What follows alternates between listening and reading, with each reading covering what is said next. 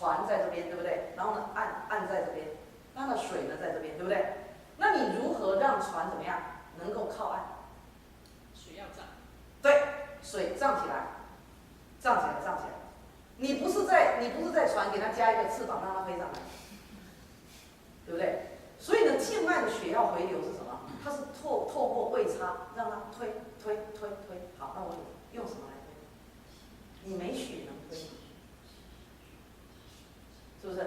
所以为什么古来中国在修炼，它一直非常重视下盘，好像很神秘，对不对？一点都不神秘，它那个功能它就一定要在这里出现啊。所以调息为什么要你们把注意力放在这里？放在这里以后呢，你仔细去观察，我们身体每一个部位的温度是不一样的你手脚不是比较冰冷吗？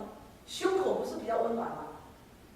那为什么天冷的时候末梢神经、末梢的那个什么肌肉呢，都冰冷，然后为什么胸口会这么温暖？它要保护住中枢啊。好，那就怎么样气足保帅，护住那个什么最重要的。好，所以呢，第一个，把注意力放在丹田的部位，下丹田它是一个区块一个区块，然后中间，所以我们那个五星拍打有没有？好，只有那个什么上面的这个怎么样？气的这个的这个整个共振圈呢没有处理这个地方要在哪里处理？在静坐的时候处理，所以我们就没有透过动作来处理，它都是有原因的啦。那我如果讲，我就细细的讲，你们就说原来是这样，原来是这样。好了，那讲完了，天黑了，天黑了都没练习了，都没有实际的练习看看，那懂不懂？所以我说我没有时间讲那么多，你们一定要照着做，而且我讲的一点都不神秘，因为你弄得太神秘了，就有太多想象的空间，然后觉得到底发生什么事情，一点都不神秘，那个原理一讲清楚了，大家就都知道了。所以呢，调息的时候呢，把注意力放在这里，那么呢，你仔细的去观察，你要观察到这里的温度那有些人比较凉，有些比较温暖。如果你够温暖，那就怎么样？所有的你说那个所有凝结的东西，要透过两个动作呢，来让它怎么样流通？第一个就是怎么样，再加水；第二个加热，不是吗？那水什么时候加？这个时候还输血来得及吗？叫一只狗来输血，还是猫来输血？还是呢看你的血型是谁来输血？这个时候血来得及吗？所以中医为什么养气血？这个时候我们在锻炼的时候呢，是把气怎么样，把那个能量一再的让它的那个什么动能呢发生。那么血你们就要平常养，你不能来这里再养血，这血怎么养？你们来这里怎么养血？第一个来不及，那个要养血是要一段时间1个月、3个月、半年、1年，所以你们调身也是要慢慢调不可能一下就调起来但是呢，这里呢那个什么那个能量。因为能量什么？能量可以透过什么？可以透过意念来锻炼。这样了解吗？所以你们调息的时候，要你们把注意力放在丹田。我们没有在练气为什么？因为它那个整个的学问的领域呢，就是很枝节、很复杂，它要慢慢的。我们不要去处理这个东西，我们就是从那个什么佛法的讲到了四大中有一个火大象，它就是在处理温度。所以你的温度不够你血液的流量是不是慢慢凝结？有没有感觉？你看那个水管里面的血的那个水慢慢怎么样？当温度一直降低，怎么样？它就能结冰散，然后呢结冰，然后整个硬成一块，不是吗？所以你如何让水管里的水流动？不是一定怎么样？从那个什么总源头那边一直加压那你如果这一段已经凝固了，那你加什么压？你不是要加温吗？所以现在在这个部位，为什么要去觉知它？第一，觉知温度；第二，感觉它的温暖。还有为什么要加入一个光明？到你们进阶要修禅修的时候呢，就是会光明，就是有光明。现在就在帮你们铺路，这样很好。所以你是不是要加温？加温是真的还是假的？真的还是假的？说是真就是真，说是假就是假。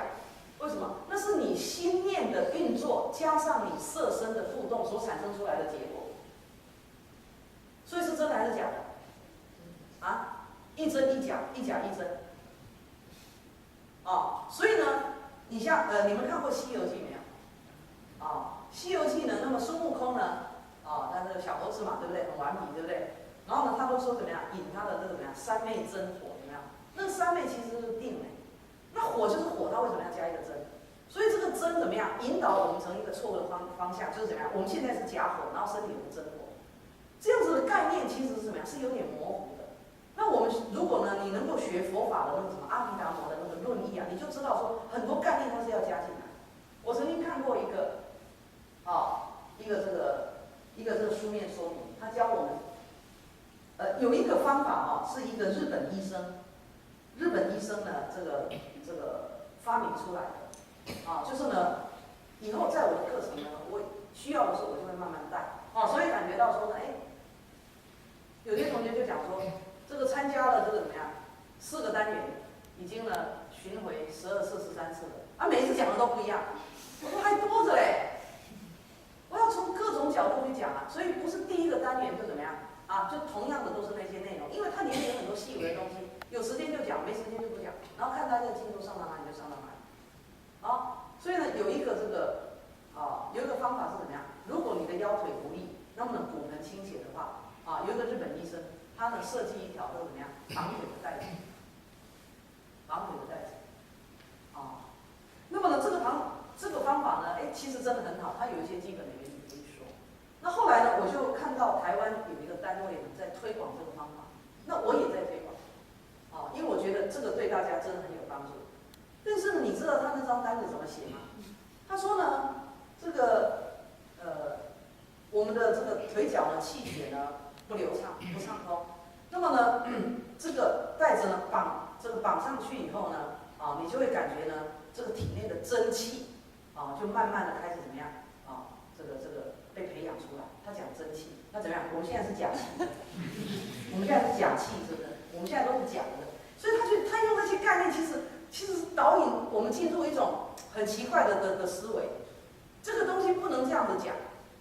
怎么说？你们知道吗？就是温度嘛，就是能量的推动力嘛。那能量的推动力其实就是风大，就是风。那风大呢？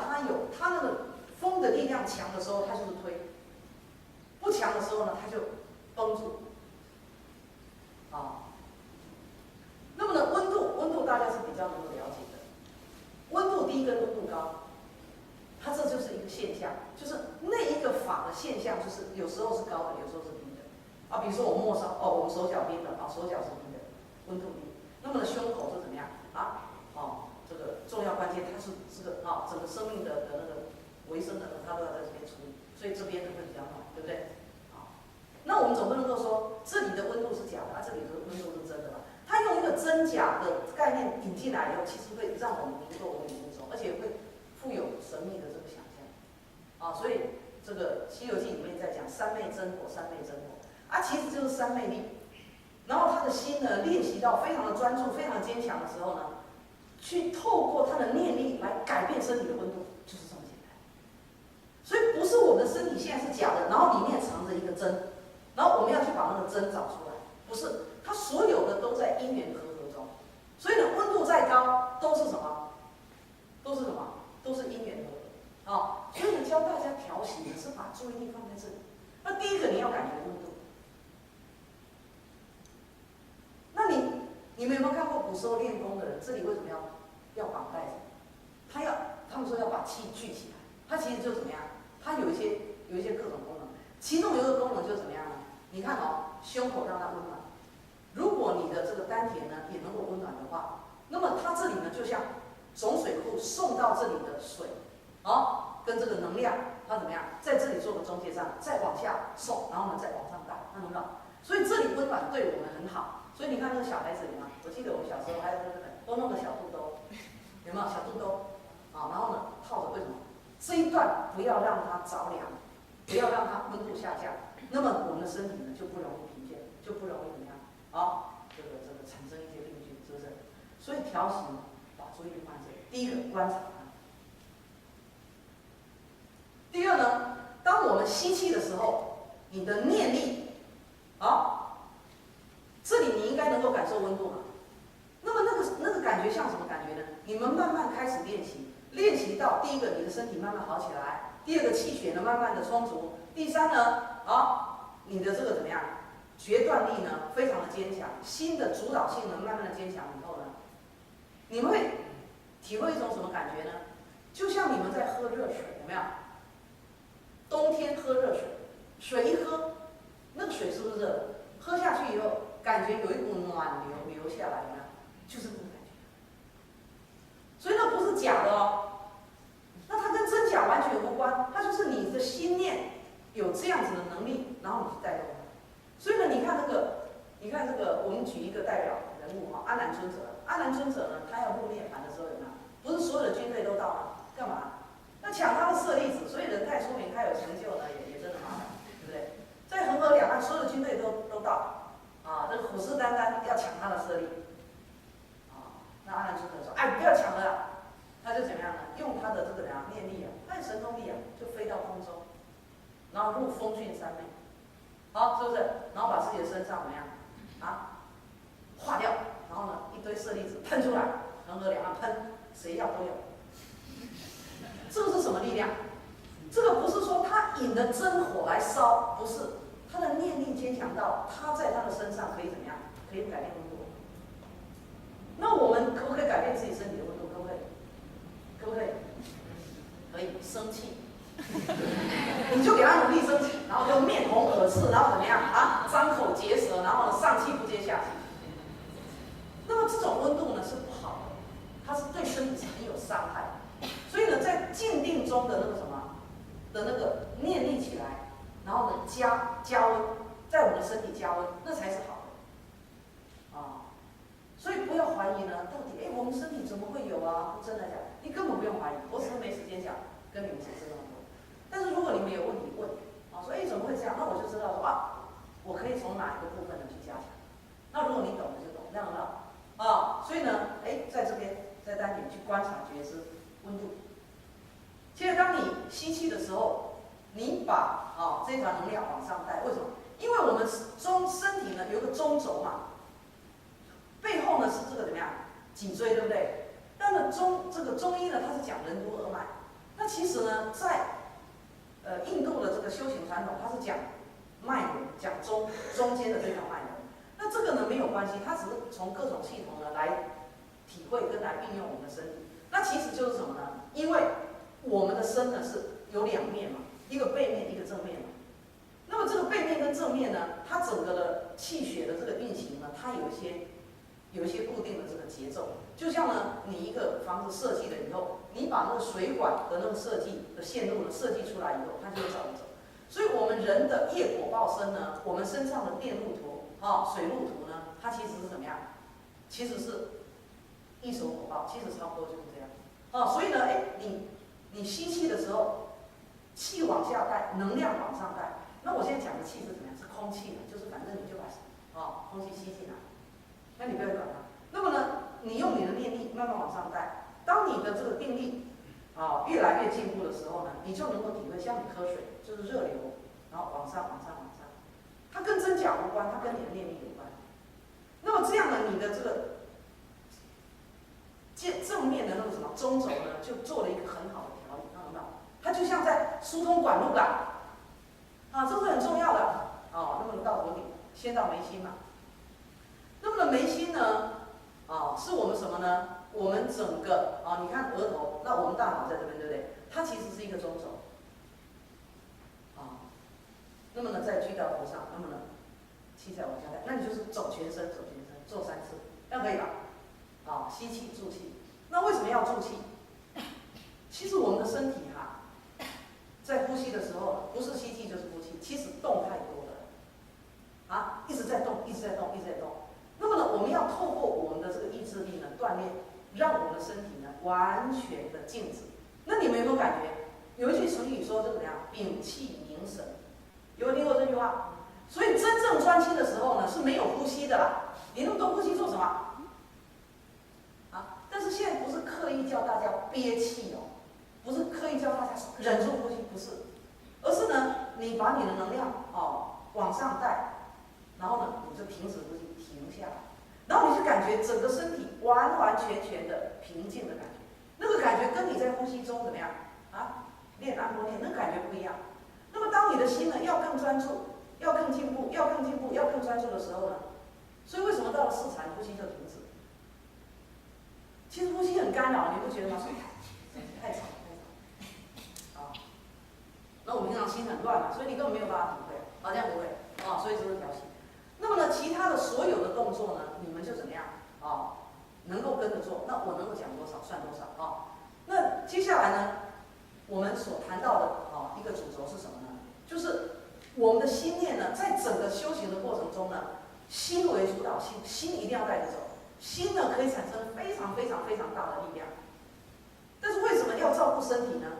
就是你有没有感觉，在我们没有接触佛法的时候呢，其实我们对于我们的心念呢，其实完全的疏忽掉了，有感觉？然后让它呢随随便便的到处跑，乱走，然后怎么样？刺激反应，刺激反应，其实我们都变动物了。你不感觉我们真的比较像动物，比较像人？为什么？人家随便讲，然后就生气，然后呢，人家一称赞，就这样飘飘欲仙，然后就这样，然后呢，你所有的心情都掌控在别人手里，那你不就是动物吗？你自己能够自主说，我管他怎么样，我自己该做我的事情，不被激怒，不被干扰，不被扰乱，那么做自己该做的事情。所以心的力量呢，要带出来。那回过头来看自己的身体，为什么现在的身体怎么样啊？有些这个，比如说去给这个整体的医师检查，他还说怎么样？我们什么上下倾斜、左右倾斜，然后怎么样？像那个骨盆有没有？骨盆呢？这个他们在整椎的时候，对骨盆其实蛮重视的。那我们骨盆不就应该正的吗？那有些是怎么样？前倾后倾。那前倾后倾还好治呢，前倾后倾，然后还怎么样？左右扭曲。哇，这个是很恐怖哎！那医生说这怎么调？慢慢调，慢慢调，慢慢调。好，那我请问你的骨盆是怎么样？是整个执行力的中枢站。为什么它会前后扭曲？为什么会左右倾斜？为什么？跟心念还是有关的。你在使用这个身体的工具的时候呢，你的心念呢一直倾向某一种状态，所以呢，它整个的骨骼跟整个怎么样骨架的那个方向角度，它就跟着你，是不是？好，那么呢，你去找那个整体的医师，他帮你推回来以后，怎么样？慢慢的惯性是不是又转回去？所以我们说一个疗程可能要什么12次什么18次，为什么？它就是慢慢矫正你的惯性。什么惯性呢？什么惯性？从过往一直到现在，你的心念、身心的种种活动，在现在所呈现的结果，透过身体帮你处理的。好，所以我们禅修呢，处理身体也是这样，就是过去到现在的结果，先怎么样？快速的去处理身体，让身体健康。但是你身体健康，如果你的心不练习的健康的话，这种健康是很短暂的。这种健康是怎么样？是有陷阱的。这种健康呢，是会让你的心更贪心的，不是吗？怎么说好？我们心里只要有困难，觉得有困难，那怎么样？我们就去哪？去拜拜，去求神，去求佛，去抽签，对不对？好了，那么呢，他解决了我们的问题，我们很高兴。下次再有困难怎么样？再去抽签，有没有？再去问，然后他要解决我们的问题。所以呢，在整个的过程中，我们没有培养出怎么样面对困难、跟处理困难、跟超越困难的能力，我们只是怎么样养成更大的依赖性。好，我以前看过一篇文章那他是一个名人那我就不讲是谁了那呢，他就讲说，那个作者看那位老人家呢，他身边有一个这个就是早年跟随的那个什么的这个佣人，然后那个佣人呢会卜卦，那么呢，这个人的这个长辈呢，就他有习惯呢，比如说每个月卜一卦，看看这个月的这个运程、运气什么等等的，也都蛮准的那但是呢，到了因为这个佣人一直跟着他嘛，每个月卜一卦，每个月卜一卦。那到后来到了老年以后呢，就每天卜一卦。为什么？就每天卜，然后看他怎么样。今天的这个身体的情况，那年纪也慢慢大了，对不对？他总有各种不舒服。然后他说有一次呢，那个佣人在帮他卜卦的时候呢，一卜卦是很坏的签，这样子的，比如说下签这样一卜，然后那个老人就愣住了，然后就很惊讶，就不知道怎么办，然后静下来说：“好好，你等一下，你20分钟再帮我卜一卦，看好。”他就不相信了，不相信那个卦。20分钟再卜，还是再卜。你们读过易经，你们学过易经没有？那个卦不能一直卜他那个是整个的那个要经过一个巡回以后，你才能够去问这种问题在那方面的领域又是一大篇的这个学问。那么老人家心里就觉得有点很不吉祥嘛。后来卜到第3次，卜到第4次都不好的时候，那老人家就怎么样？竟然动手去打那个佣人，就这样一巴掌打过去，这样哇！那个旁边那个作者，后来是他在回忆的时候写，他都吓了一跳。那老人家也失控了，就一直在那颤抖这样。因为到了晚年，什么都不是很好，打他一巴掌，叫那个人滚，卜不出好话这样。后来静了一下，然后过了1个下午，那老人也很好他呢就竟然走到他佣人的房间，跟他讲说：“对不起，我早上太冲动。”也不错了老人家这样也不错了有时候我们父母亲做错事还要硬凹，对不对？跟我们硬凹，我们自己做错事还都怎样？还都跟这个属下硬凹，对不对？然后他就说：“对不起，早上我心情太差，太冲动了，对不起。”好，我讲这个其他就这个例子就跳过。那么从这里就可以看到什么呢？如果我们的修行是建立在奇迹、建立在神迹、建立在佛菩萨的加持，那我们是一直退化的，你就一直退化，你就没有能力了嘛。动不动就补，动不动就补就拜帮我嘛。这个谈判非常那个人非常难搞，请菩萨帮他搞好，把他搞好，对不对？那你就再也没有锻炼起一个能力，就是说碰到很不好相处的人，你没有办法学习一个你能够跟他相处的，都是菩萨，所以菩萨就越来越怎么样？越来越有能力所以他就越来越能救苦救难然后我们怎样？我们的能力就越来越萎缩然后我们就开始怎么样变成一群被人救苦救难的人，这是很可怕的，非常惨是不是？所以呢，我们心为主导性，在整个锻炼我们身体强健的过程中呢，心念要拿来做什么？所以在禅修，我是不是要大家怎么样？你就以一个很端正的、很好的姿势做好。那既然是你所选择的端正的姿势、舒适的姿势、自然的姿势、自己喜欢的姿势，那代表怎么样？而且我们又教过整个姿势嘛，就是说这个姿势呢，你不容易受伤，不容易疲倦。好了，那做出了就做出了。你是不是要开始练习怎么样？练习心念的主导、心念的强化、心念的主动。那么当身体呢升起一点点的嘛，一点点酸一点点痛一点点不舒服，怎么样？你问你自己，你是动物啥？你是不是动物一痛就动，一痛就动，一痛就动，你是动物啥？你问你自己是不是动物？你要抓到主动权嘛。他再怎么干扰你，再怎么骚扰你，你要怎么样？稍安勿躁，我做我自己的事，不是要这样吗？所以为什么叫你们练习不要动？你不要理他，所以第一个步骤就是不理他。你能不理他吗？你要练习不理他，因为不理他，你才能够处理你自己的事情。那么这个方法很好用以后你们在日常生活中，你们做自己的事情，然后旁边小孩子吵，同仁同事吵，大家乱成一团，你说稍安勿躁，带领大家走向好的方向。所以你就在修佛陀这样的你就在修带领人家走向正确方向。所以你如果看你的父母亲常常容易害怕，他那个是一个镜像给你，就是说你过去到底多害怕，所以活到这个家庭上这么样子的臭味相投。那懂不懂？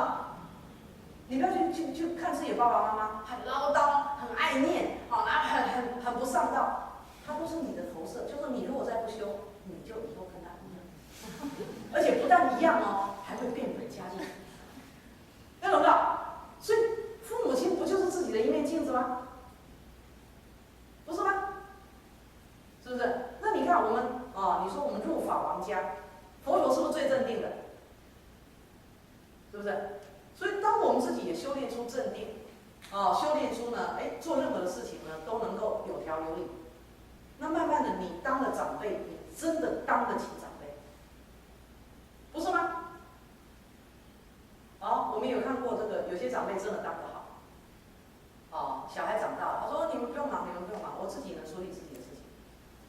你越这样子做，越怎么样？啊，你自己就越自在。那么如果你心里一直想到说，哎呦，我养儿防老哦，我老了希望人家来照顾我，这样对不对？啊，所以我以前就看过一个这个一个小故事，啊，他呢就是在翻那个月历嘛，然后呢就翻到那个什么，那不是每月的那个什么，西洋是讲星座对不对？啊，然后星座，哎，这个月的运程，说，哎，你这个月呢，这个会怎么样？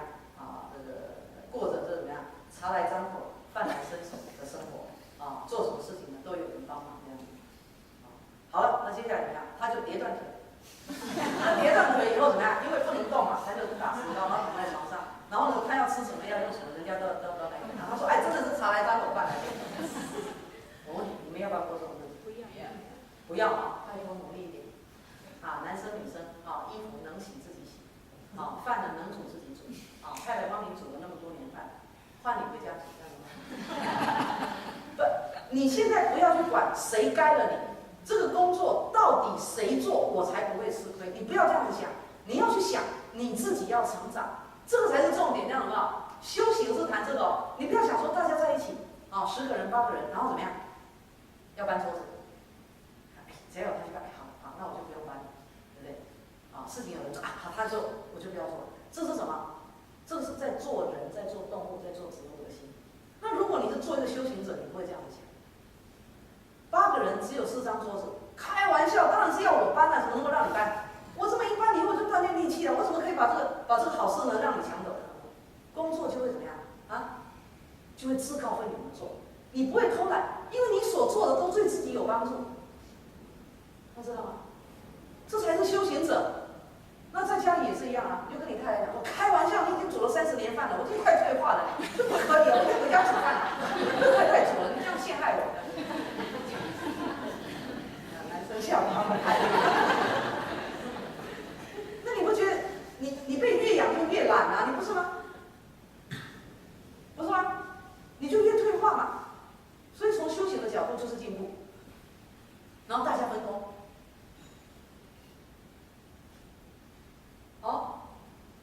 所以心为主导性，我们在静坐的时候，身体有一些觉受，不要理它，你告诉自己说，我能不能不理它？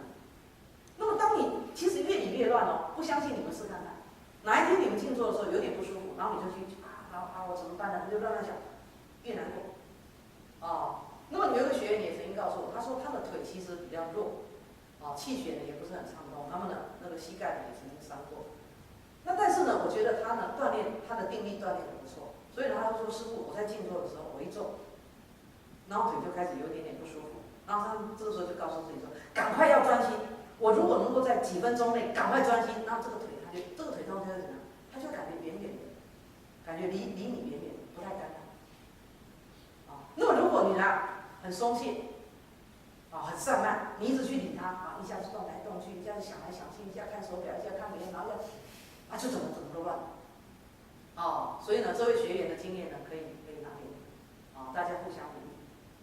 那么他腿不是很好，气血不是很畅通，以前还伤过膝盖，让他静坐，让他做，专注，然后感觉有点不舒服，赶快再更专心，然后在一段的时间内一专心，那个腿就怎么样？感觉很有力。所以第一个不理他，好不好？这锻炼心哦。好，第二个不理他。一段时间，感觉那个相还是一直出现，还是一直干扰你，那怎么样？至少这样子你也练习了5分钟跟10分钟不理他。那么呢，练习5分钟跟10分钟的不理他，你在日常生活中，你面对所有事情，那个被干扰性的就多。